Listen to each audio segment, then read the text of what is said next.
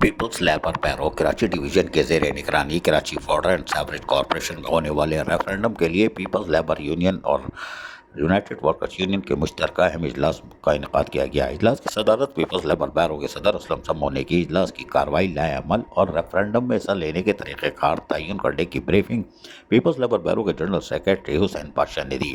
اجلاس میں Peoples labour union سے لیاقت مکسی، سید محسن رضا، ماشق حسین لغاری، ذوالفقار قریشی، اشفاق قیبان، امین بلوچ، اصغر خان، اکبر یوسفی، نعیم اور یونائٹڈ ورکرز یونین کے محمد اکرام خان، پنل مکسی، یعقوب خان نے شرکت کی۔ اجلاس میں آئندہ ہونے والے ریفرنڈم میں ادارے کے دونوں بڑی یونین کے باہمی اتحاد کے ساتھ ریفرنڈم میں حصہ لینے کا لائحہ عمل طے کیا گیا، جس میں واٹر کارپوریشن کے ملازمین کو درپیش مسائل کے حل کے لیے ریفرنڈم 2025 میں پیپلز لیبر پیرو یونین بھرپور حصہ لے کر مخالفین کو محنت کشوں کی طاقت سے شکست فاش دے گی۔